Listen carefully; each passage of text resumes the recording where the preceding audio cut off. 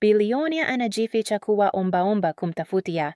Mwanawe mke alikuwa muuzaji wa mikate wa miaka 23 tu, akikaa chini ya mwavuli wake mdogo kila siku, akidhihakiwa na majirani, akipuuzwa na matajiri, lakini bado akitabasamu katikati ya mapambano yake. Mchana mmoja wa joto, alimpa chakula na maji ombaomba mzee maskini aliyekuwa hana chochote, bila kujua kuwa alikuwa bilionea anayejificha, akimtafutia mwanawe wa pekee mke. Kilichotokea baada ya wakati huo kitakushangaza, kitakutia moyo, na kitakukumbusha kuwa wema ni hazina ambayo pesa haziwezi kununua.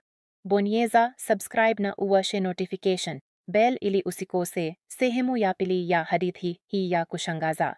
Tunaendelea kwa dakika 2 tu. Kwa hivyo kaa vizuri, starehe, labda uchukue kinywaji, na hebu tuzame pamoja katika hadithi hii itakayobadilisha jinsi unavyoona maisha milele. Bwana Robert alikuwa mwanaume wa miaka 50 ambaye jina lake lilifungua milango Lagos. Lakini usiku ule, moyo wake ulihisi uzito kama jiwe. Mwanawe wa pekee, Rodin, alikuwa tayari kwa ndoa, na familia za matajiri ziliendelea kutuma picha za wasichana wazuri wenye tabasamu kubwa na ndoto kubwa zaidi. Lakini Bwana Robert alikuwa na macho ambayo yaliweza kuona zaidi ya vipodozi vizuri na mifuko ya wabunifu. Alikuwa amewaona baadhi ya wasichana hawa wakizungumza kwa ukali na madereva, kupuuza walinzi, na kucheka watu maskini waliokuja langoni kuomba chakula. Alijiambia kwa maneno rahisi, mwanamke asiyeweza kusalimu maskini hawawezi kulinda moyo wa mwanangu. Kwa hivyo aliketi karibu na dirisha pana la jumba lake wakati taa za jiji zilipopepesa kama nyota ardhini. Akakumbuka utoto wake, jinsi mama yake alivyuza gari kando ya barabara, na jinsi wageni walivyomdhihaki nguo zake wakati mwingine. Kumbukumbu hiyo ilimsukuma kufanya uamuzi mgumu. Aliwaita dereva wake wa kuaminika, Kunle, na mhudumu wake mzee wa nyumbani, Mama Tinu. Akazungumza kwa sauti ya chini hivi kwamba hatakuta hazisingizie. Kuanzia kesho, nitatoka nje kama mzee maskini. Nitaketi mahali jua linapuma. Nitatembea mahali mavumbi yanapoinuka, na nitaangalia jinsi wasichana wachanga wanavyomtendea omba ambaye hana chochote kuwapa. Ikiwa nitapata moyo ambao ni mwema bila kujua mimi ni nani, nitajua nimeona mke wa Rodin. Usiku kucha, alijiandaa. Alikunja agada yake ya kutajirika na akatoa shati lililofifia lenye ukosi ulioraruka, suruali za kawaida, jozi ya viatu vilivyochakaa, na fimbo ya mti. Mama Tinu alimpaka uso wake jivu kidogo ili uonekane mzee, na mhuka zaidi alifanya mazoezi ya kuinama polepole na kukohoa kimya.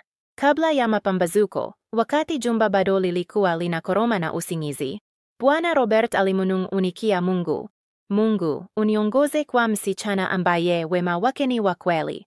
Kisha, mlio wa kwanza wa Okada ulipoanza barabarani, bilionea alitoka nje ya lango lake la dhahabu, akionekana kama mwanaume asiye na chochote, tayari kutafuta mjini. Moyo ambao hauliwezi kununuliwa asubuhi ilikuja polepole juu ya Lagos, lakini moyo wa Bwana Robert ulipiga kwa uzito wa ujumbe wake.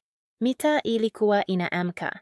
Wachuzi walipaza sauti za bei za maji safi. Mahindi yalikuwa yanatoa moshi kwenye vilaji vyeusi kando ya barabara. Mabasi yalipiga honi na wakondakta wasio na subira wakiita, Olegbar, CMS, Oshodi, moja kwa moja.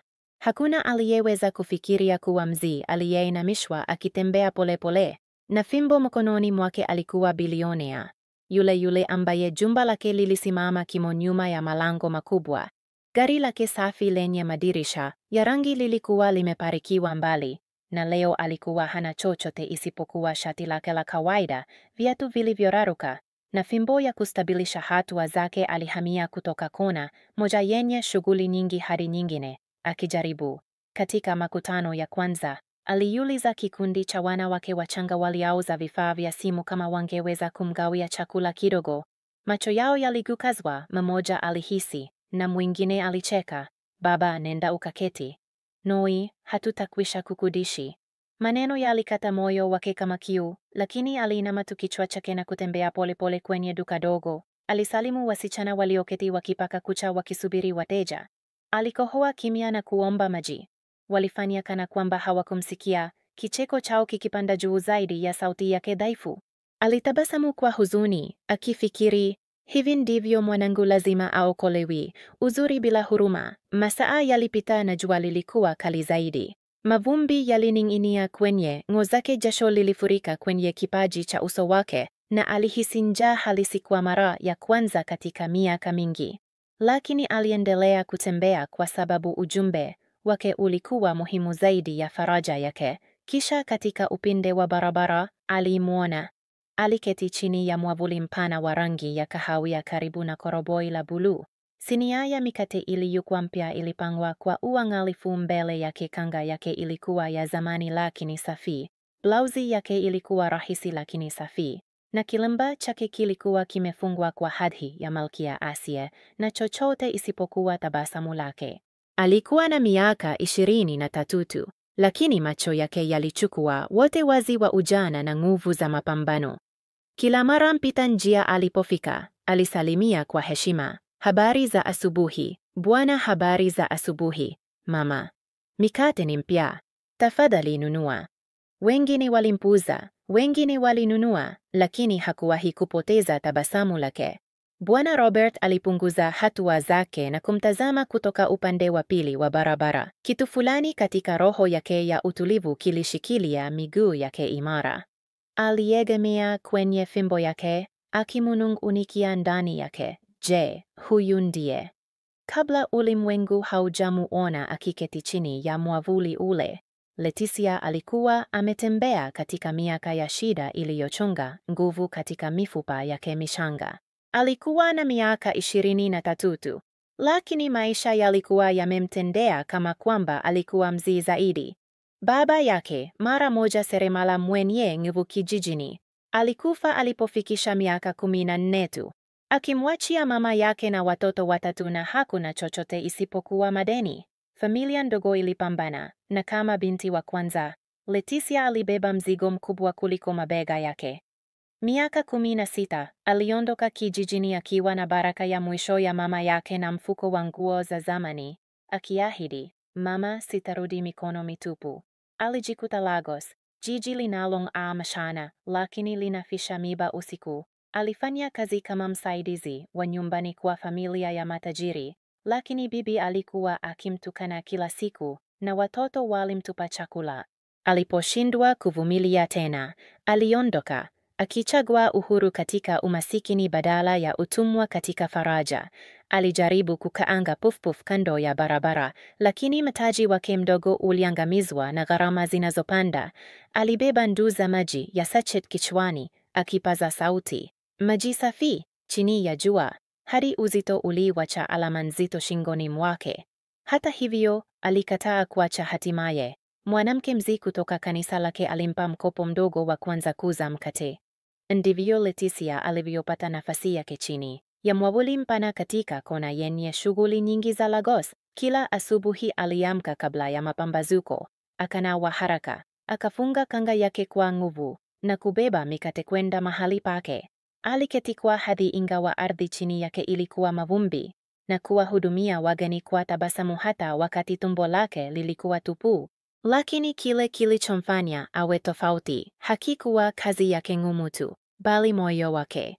Watoto waliowahi kupita bila viatu walijua kwamba daima angevunja kipande cha mkate kwao. Wazee walioliomba vipande walijua kwamba kamwe hawataondolewa bila chochote.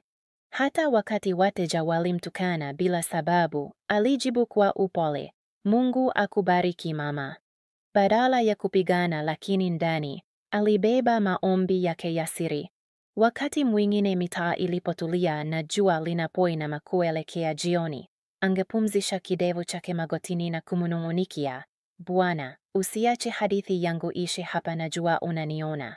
Najua una mipango kwangu. Tafadhali usiache umasikini uandike jina langu milele.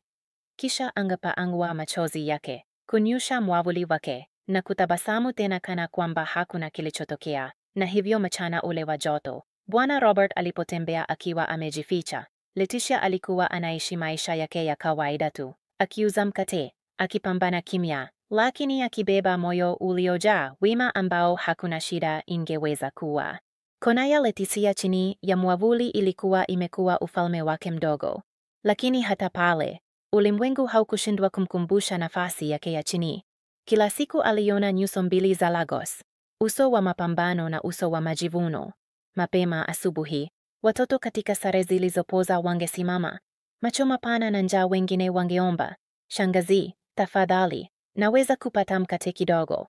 Na hata wakati hakuwa ameuza kutosha kufunika gharama zake, Leticia angevunja kimya kipande, akakizungusha kwenye karatasi na kukubana mikononi mwao.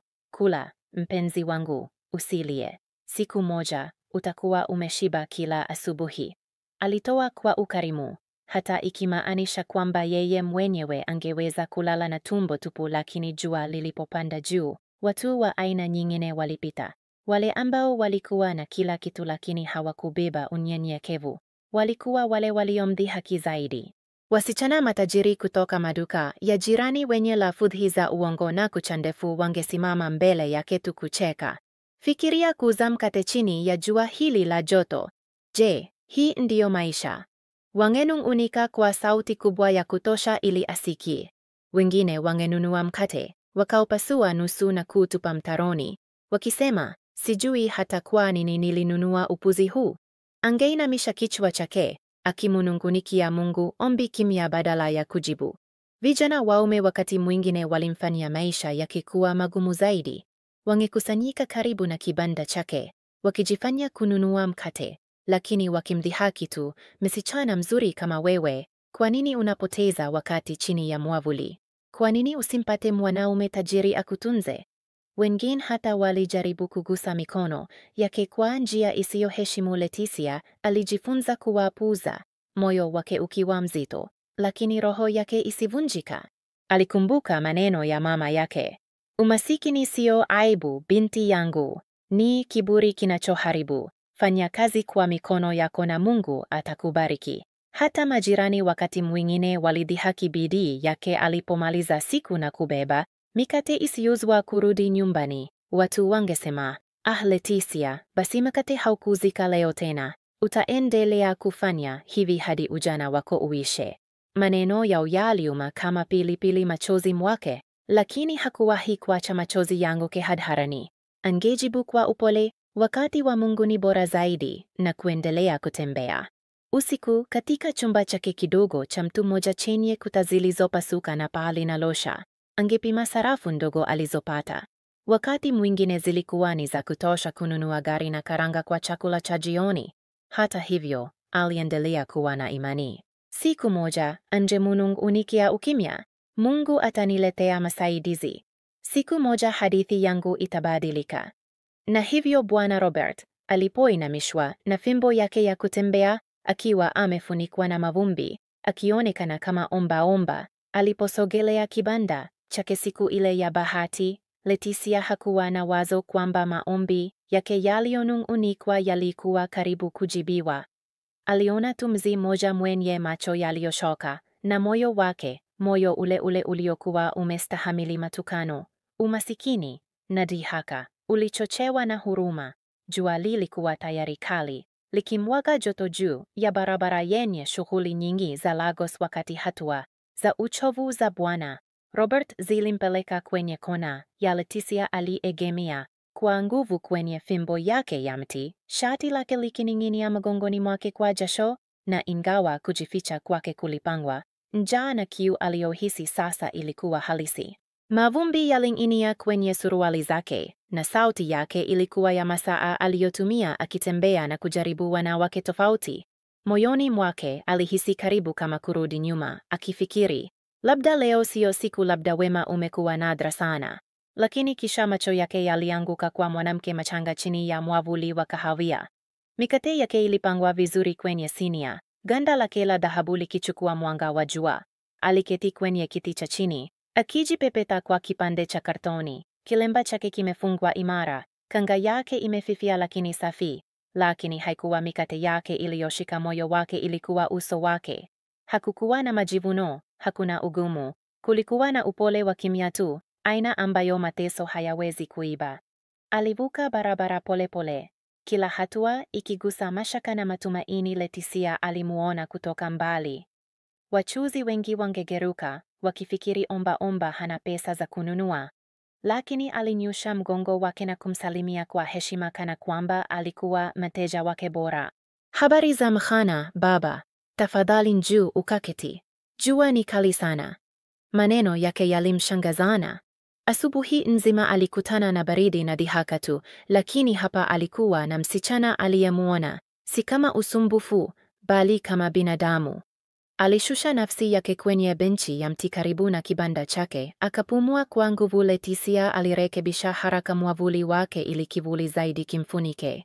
Baba, unaonekana umechoka, alisema kwa upole, macho yake yamejaa wasiwasi. Je, nikuambie maji? Kuwa ya Bwana Robert ilikaza. Aliinama kichwa polepole na kabla hajasema neno lingine, alitoa kikombe kidogo, akakiosha kwa uangalifu na kukijaza na maji safi kutoka koroboi lake. Alikishika kwa mikono yote, ishara ya heshima kwa kawaida inayohifadhiwa kwa wazee katika familia yake. Alipokunywa, macho yake yaling'aa, si kutokana na maji, bali kutokana na wema unaotiririka kutoka moyoni mwake. Alipomaliza, aliuliza, je, unataka mkate baba? Usiwe na wasiwasi kama huna pesa, kula tu na upumzike. Maneno hayo yalimtoboa ndani zaidi ya matukano yoyote aliyopokea mapema.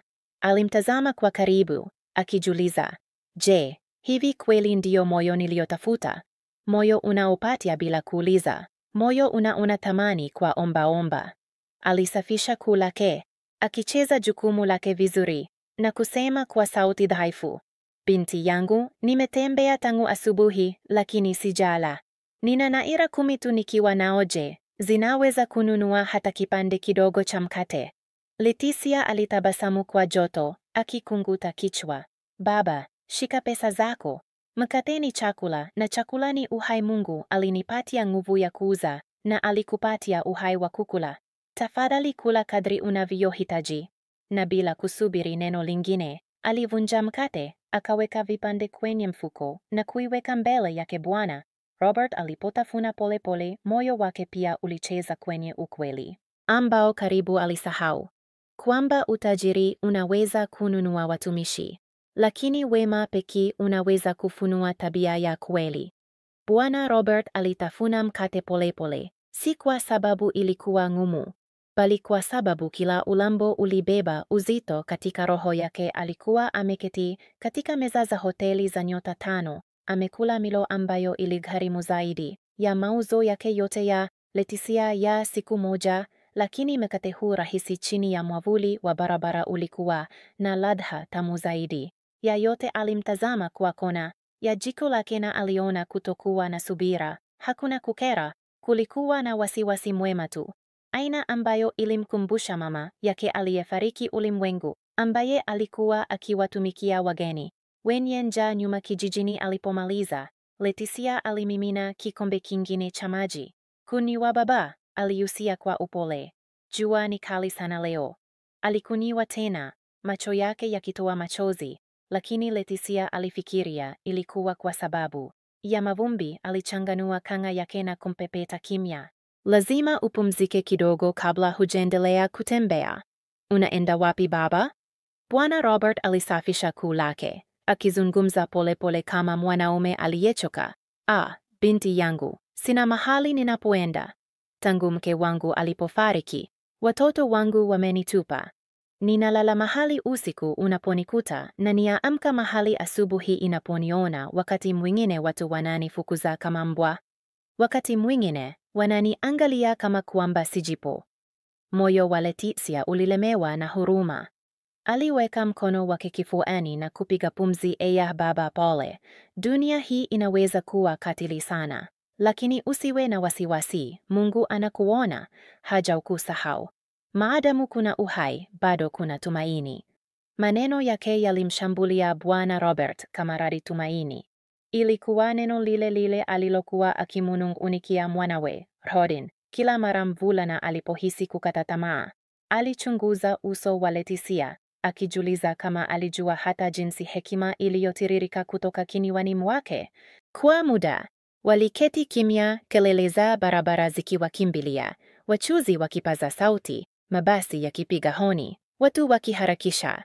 Lakini chini ya mwavuli ule, ulihisi kama ulimwengu tofauti: muuzaji wa mikate maskini, omba aliyedhaniwa, na ushirikiano wa kimya wa wema ukiwaunganisha pamoja. Baada ya muda, Leticia alificha mkono kwenye koroboi lake dogo, akatoa mfuko wa karanga na kukubana mkononi mwake. Chukua baba, itakwenda vizuri na makate, usiwe na wasiwasi kuhusu kulipa. Kula kwa furaha. Kuu ya Bwana Robert ilikaza tena. Alimeza kwa nguvu, akisukuma machozi kurudi kifuani mwake. Alitaka kumwambia, binti yangu, hujui ni nani unayemlisha. Siku moja wema huu utakupandisha juu zaidi ulivyowahi kuota. Lakini alibaki kimya. Jaribio lake bado lilibadilika.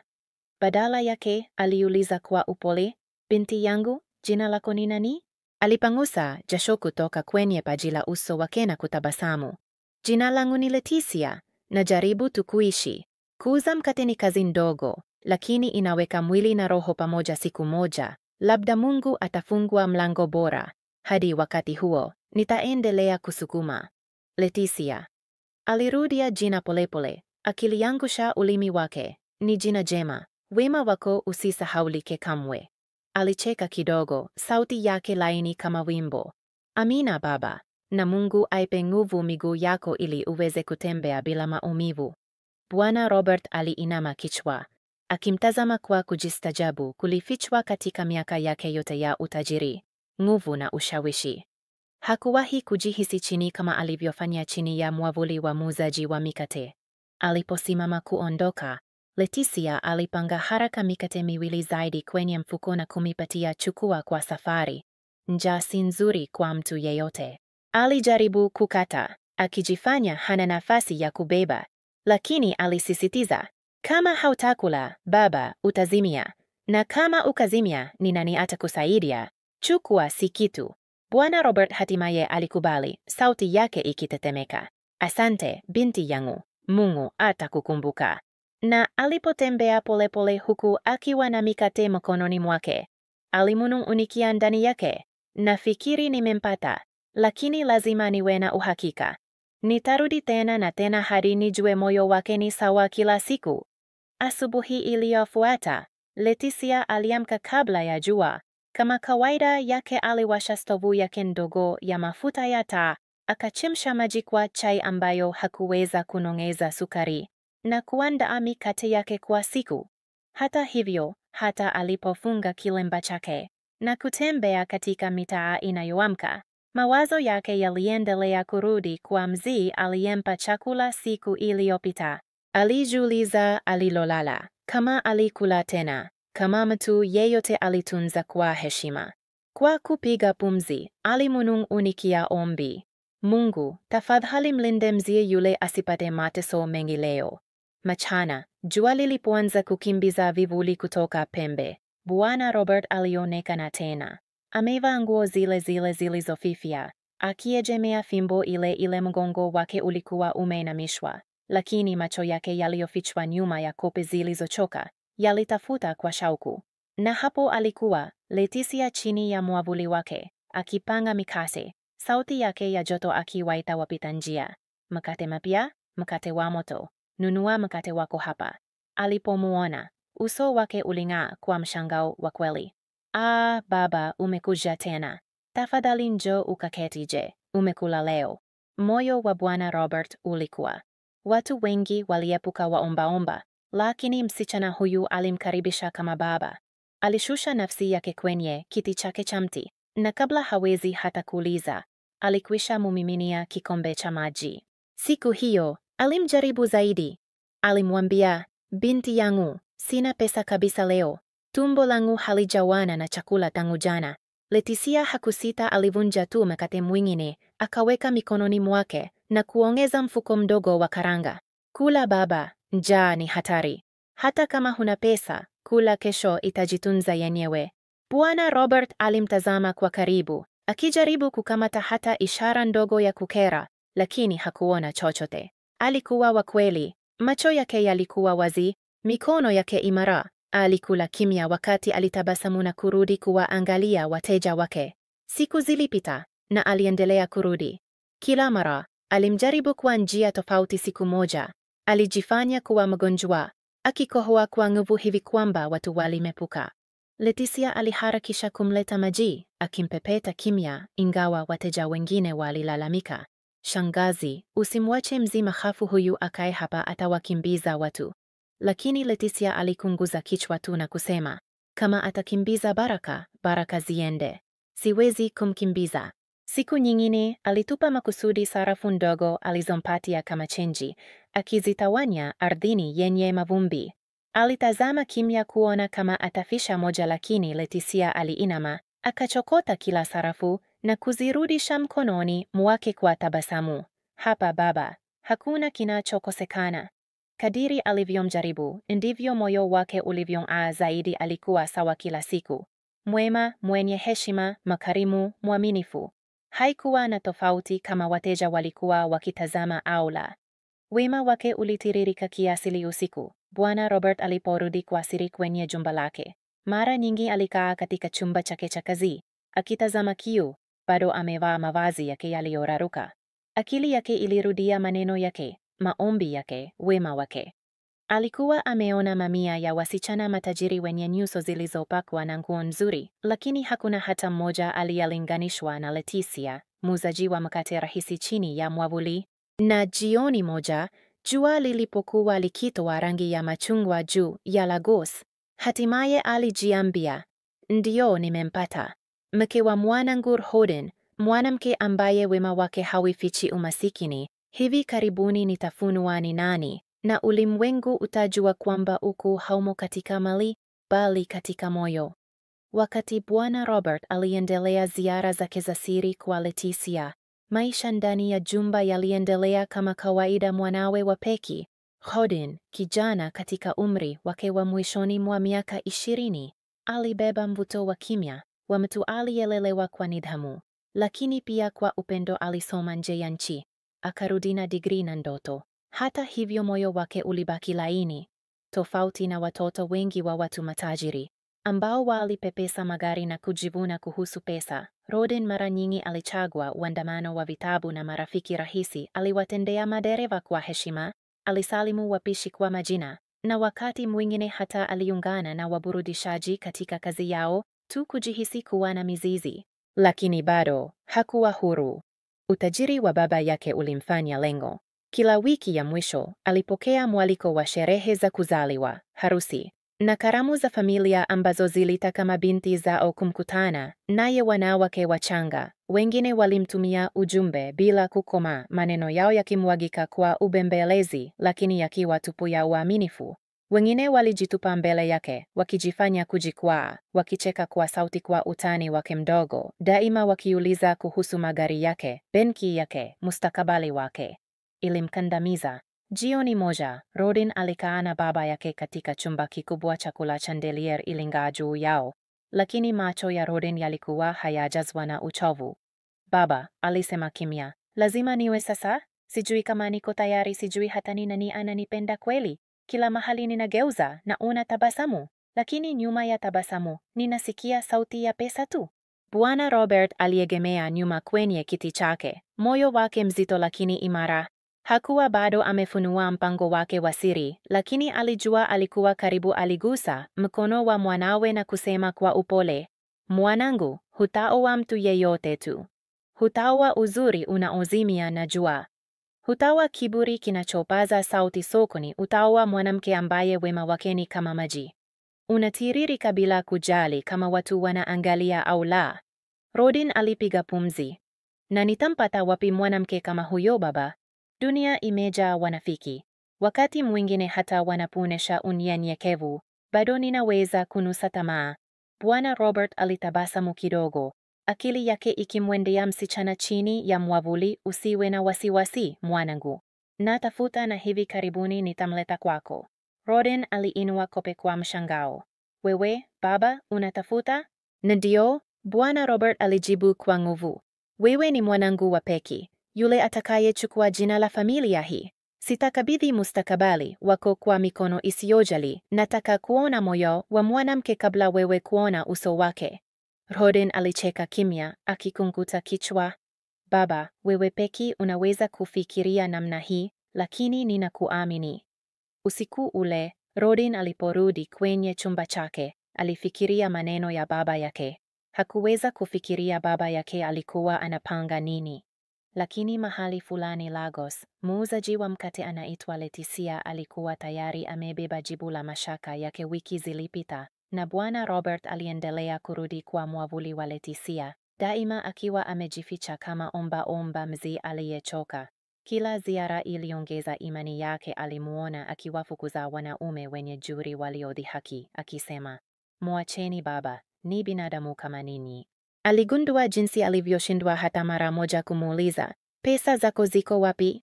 Lakini badala yake alisema daima, "Kula, baba. Mungu atanilipa kwa njia nyingine." Hatimaye, aliamua wakati umefika. Asubuhi moja ya jua kali, alimjaribu kwa mara ya mwisho.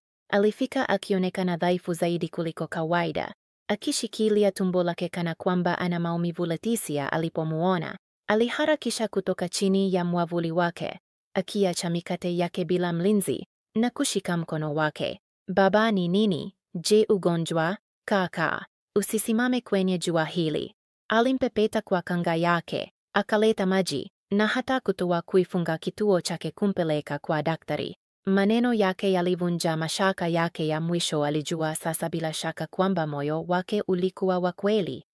Alimunung'unikia, "Asante, binti yangu. Wema wako umenipoza zaidi ya dawa yoyote." Jioni hiyo, mitaa ilipotulia, SUV nyeusi ilisimama mbele ya mwavuli wake. Leticia aliganda, akichanganyikiwa.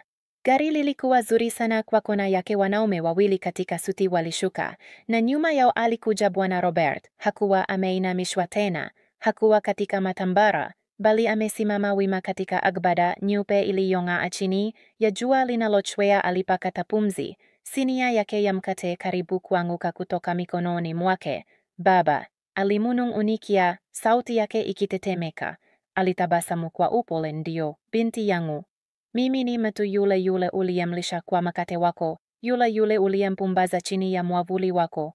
Lakini jina langu si baba, jina langu ni Bwana Robert. Mimi ni bilionea na nilikuja kujaribu mioyo ya wanawake. Kwa wiki nimekutazama, nimeona wema ambao pesa haziwezi kununua, na leo nataka ukutane na mtu fulani." Kutoka garini alishuka kijana, amevaa vizuri, tabasamu lake joto na la heshima. Rodin, mwanawe wa pekee. Bwana Robert aliweka mkono wake begani mwa Leticia na kusema, "Huyu ni mwanangu, na leo ninakuzindua kwake, si kama muuzaji wa mkate, bali kama mwanamke niliyemchagua kuwa mke wake." Machozi yalijaa macho ya Leticia. Alipiga magoti kwa mshangao, akigugumia, "Bwana, mimi si chochote, ninauza mkate tu. Jinsi gani naweza?" Bwana Robert alimwinua kwa upole, "Hapana binti yangu, wewe si chochote, wewe ni kila kitu. Una kile wanawake wengi matajiri hawana, moyo safi ambao ni mkubwa kuliko dhahabu."